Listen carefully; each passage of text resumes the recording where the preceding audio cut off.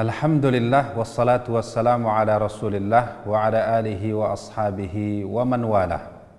Rabbi shrah li sadri wa yassir li amri wahlul 'uqdatam min lisani yafqahu qawli. Rabbi yassir wa la tu'assir, Rabbi yassir wa la tu'assir. Allahumma aslih niyatina, Allahumma aslih niyatina wa aslih dhurriyyatina ya rabbal alamin. Segala puji hanya milik Allah Subhanahu wa taala. Salawat dan salam kita hatur sembahkan kepada junjungan kita baginda Nabi Muhammad sallallahu alaihi wasallam. Sudah sepantasnya kita mengharapkan syafaat dari beliau di yaumil mahsyar kelak. Amin ya rabbal alamin. Ikhwati fid din, azzani Allah wa iyyakum jami'an. Sahabat Akademi Nur yang dimuliakan Allah Subhanahu wa taala. Pada kesempatan yang lalu kita telah membahas seputar detik-detik kehidupan Nabi sallallahu alaihi wasallam di permukaan bumi ini serta keluarga Nabi sallallahu alaihi wasallam bersama istri-istrinya. Kita telah membahasnya pada pertemuan yang lalu. Pada kesempatan kali ini kita akan membahas satu judul, dan ini merupakan judul yang terakhir, yaitu sifat dan budi pekerti Rasulullah sallallahu alaihi wasallam. Nabi Muhammad sallallahu alaihi wasallam mempunyai keistimewaan dan kesempurnaan fisik serta kesempurnaan keluhuran akhlak dan budi pekertinya yang sulit untuk digambarkan. Sebagai pengaruhnya adalah hati manusia penuh dengan rasa hormat kepadanya.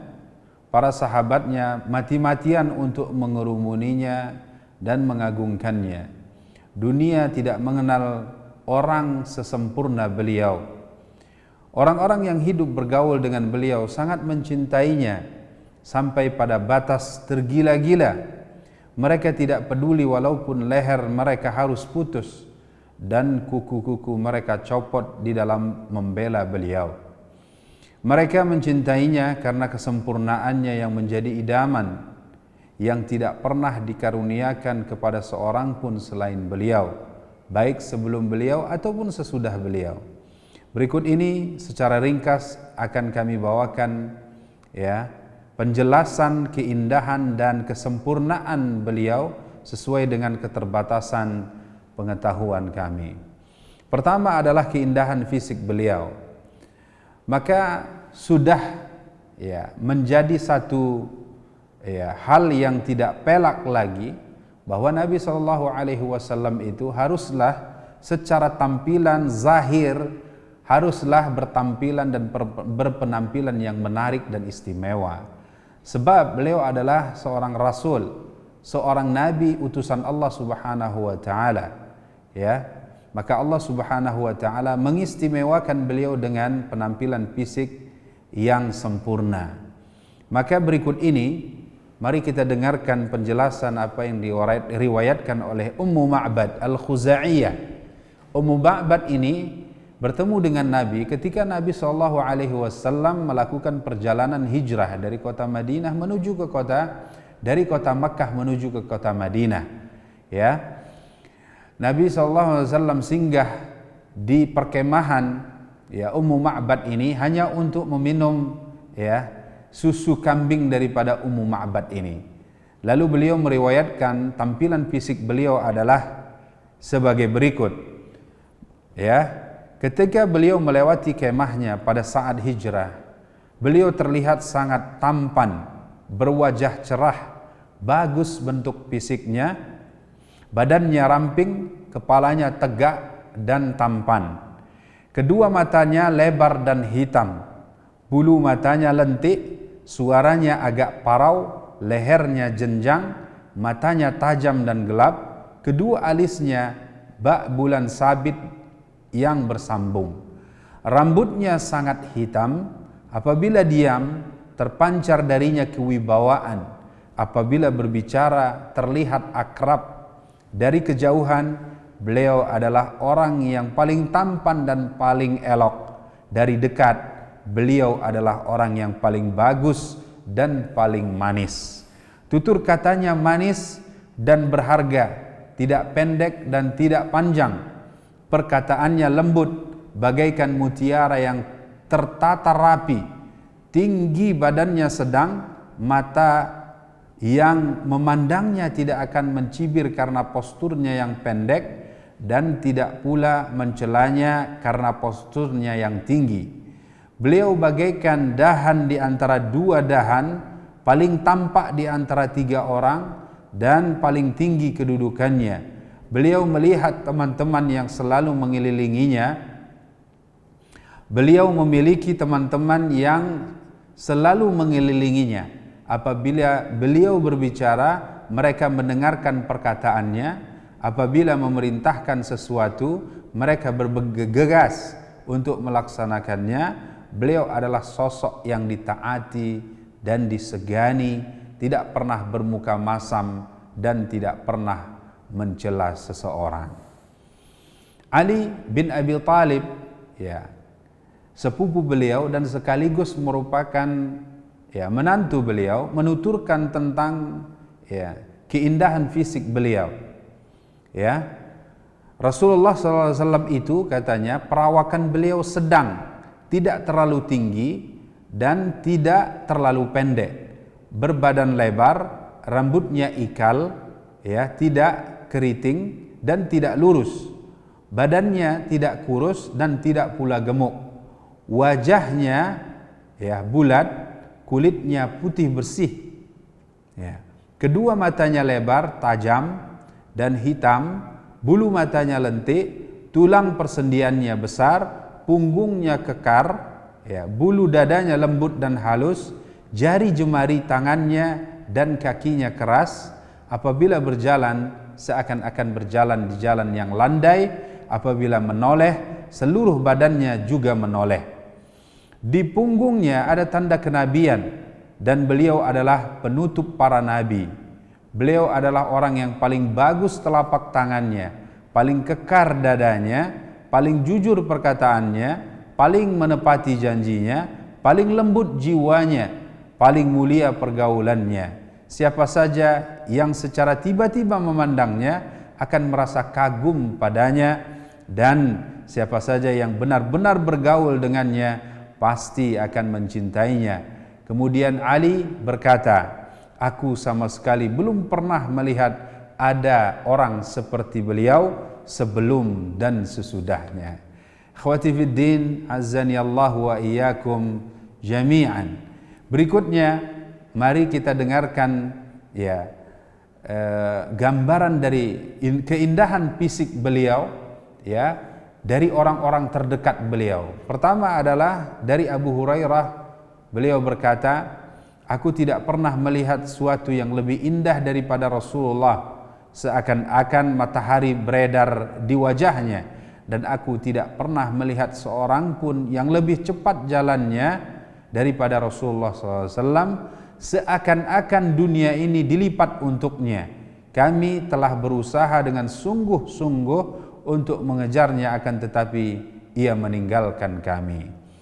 Kemudian mari kita dengarkan apa yang digambarkan oleh istri beliau yang tercinta Ummul Mukminin Aisyah radhiyallahu taala anha. Suatu saat Rasulullah sallallahu alaihi wasallam berkeringat di sisi Aisyah sehingga wajah beliau mengkilap, maka Aisyah pun menyanandungkan syair dengan mengatakan, jika aku melihat keringat yang ada di wajahnya, ia bersinar bagaikan kilat yang melintas. Lalu Abu Bakrin As-Siddiq, sahabat beliau yang paling setia sekaligus menjadi ayah mertua beliau, ayahandanya Ummul Mukminin Aisyah radhiyallahu taala anha berkata, lelaki jujur lagi pilihan mengajak kepada kebaikan, bagaikan sinar bulan purnama yang dibuntuti kegelapan malam. Selanjutnya Umar bin Al-Khattab radhiyallahu taala anhu pernah melantunkan syair karya Zuhair bin Abi Sulma yang berisi pujian terhadap ya Haram bin Sinan, lalu ya menggambarkannya kemudian tentang Rasul sallallahu alaihi wasallam, jikalau engkau bukan seorang manusia, niscaya engkaulah yang bersinar pada malam purnama. Lalu ia berkata, seperti itulah Rasulullah sallallahu alaihi wasallam.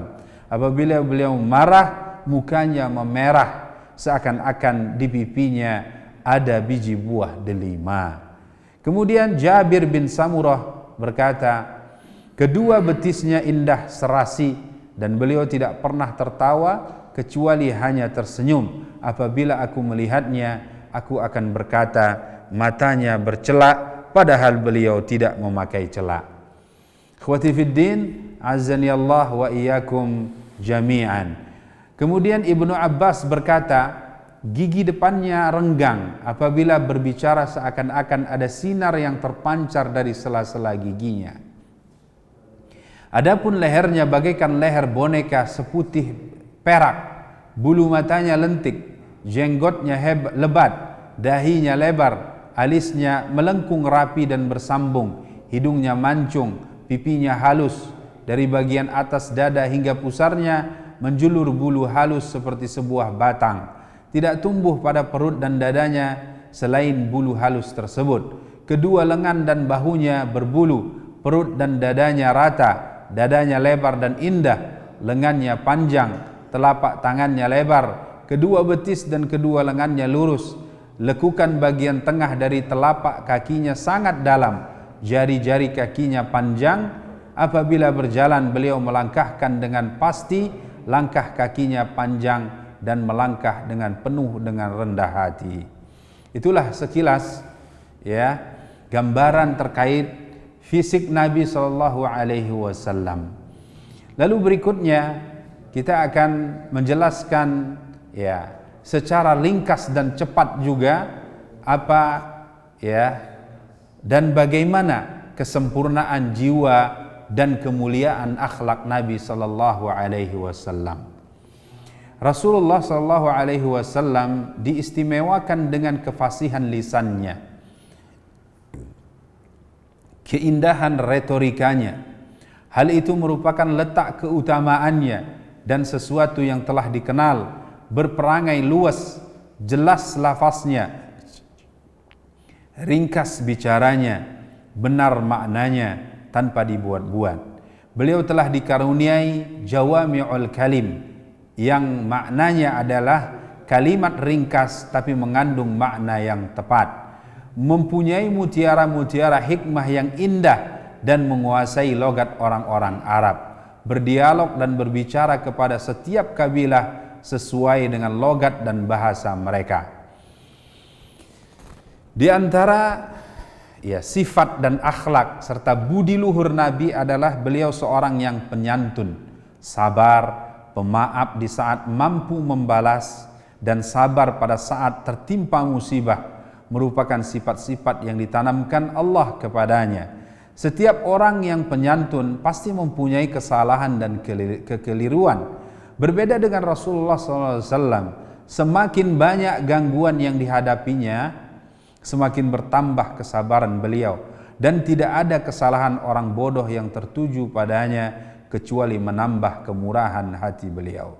Ummul Mukminin Aisyah radhiyallahu taala anha berkata, tidaklah Rasulullah SAW itu diberi kesempatan untuk memilih antara dua perkara kecuali beliau memilih yang termudah di antara keduanya selama tidak mengandung perbuatan dosa. Apabila mengandung perbuatan dosa, beliau adalah orang yang paling jauh darinya.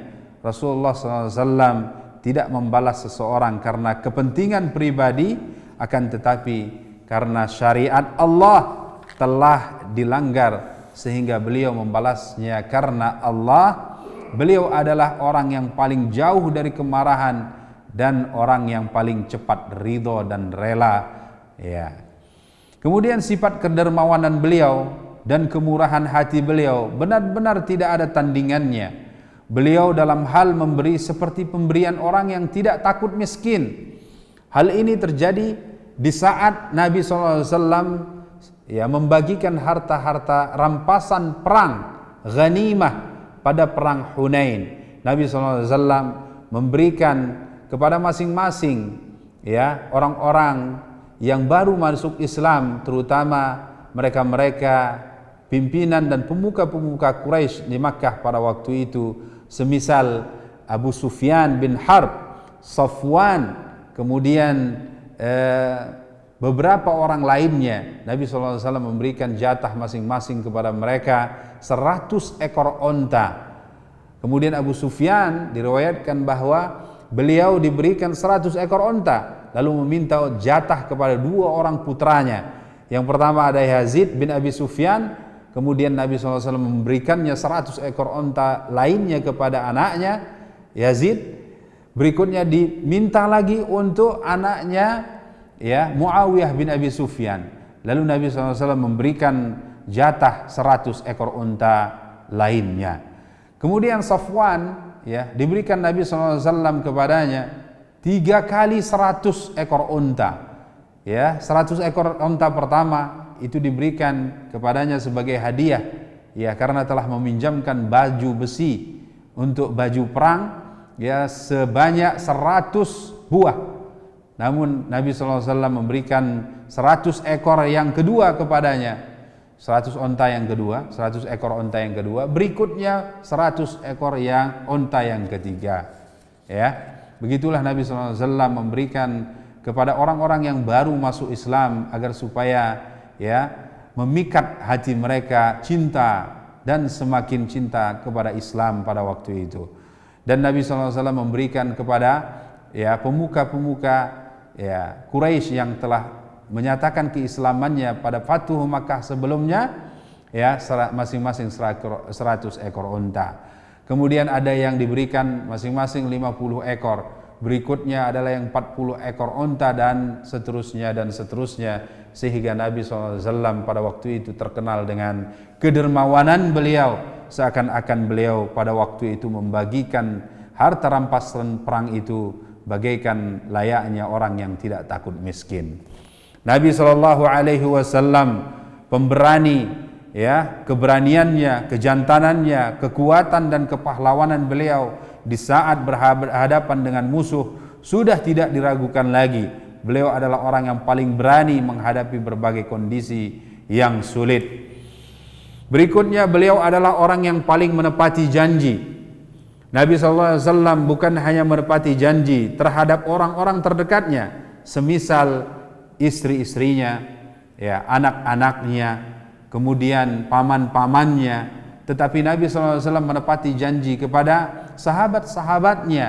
Lalu lebih dari itu beliau menepati janji ya dengan lawan serta musuh beliau. Kemudian ya Nabi SAW juga merupakan orang yang pandai bersyukur atas nikmat Allah Subhanahu wa taala, baik nikmat itu besar ataupun nikmat itu kecil.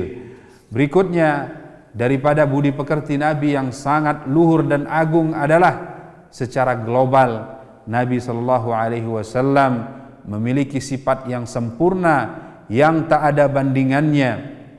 Ya, Allah telah mendidiknya dengan sebaik-baiknya. Allah berfirman kepadanya sebagai pujian terhadapnya, wa innaka la'ala khuluqin azim, dan sesungguhnya kamu benar-benar berbudi pekerti yang agung. Sifat-sifat inilah di antara hal-hal yang dapat mendekatkan jiwa, kemudian menimbulkan kecintaan dalam hati dan menjadikannya sebagai panglima yang setiap hati cenderung kepadanya, menundukkan watak kaumnya yang sebelumnya enggan untuk menerimanya sehingga mereka berbondong-bondong masuk ke dalam agama Allah Subhanahu wa taala. Sifat-sifat yang kami sebutkan tadi merupakan goresan ringkas dari kesempurnaan dan keagungan sifatnya. Adapun hakikat keagungan dan kesempurnaan yang dimilikinya merupakan perkara yang tidak bisa diketahui dan tidak bisa diukur kedalamannya. Siapakah yang dapat mengetahui hakikat orang yang paling agung di dunia ini, yang telah mencapai tingkat kesempurnaan yang paling tinggi, berjalan di bawah cahaya ilahi sehingga akhlaknya adalah Al-Quran. Ketika ditanya Ummul Mukminin Aisyah radhiyallahu taala anha, bagaimana akhlak dan budi pekerti Nabi? Kemudian beliau menjelaskan, kana khuluquhul Quran. Akhlak Nabi itu adalah Al-Quranul Karim, 30 juz itu yang diturunkan kepada beliau dan diwariskan kepada umat ini. Ikhwati fid din, azzani Allah wa iyyakum jami'an. Sahabat Akademi Nur yang dimuliakan Allah Subhanahu wa taala, demikianlah penjelasan singkat ya, bagaimana tampilan fisik yang ideal dan sempurna yang diberikan Allah kepada Nabi sallallahu alaihi wasallam, dan begitu juga ya keluhuran budi pekerti dan akhlak beliau yang sangat tinggi.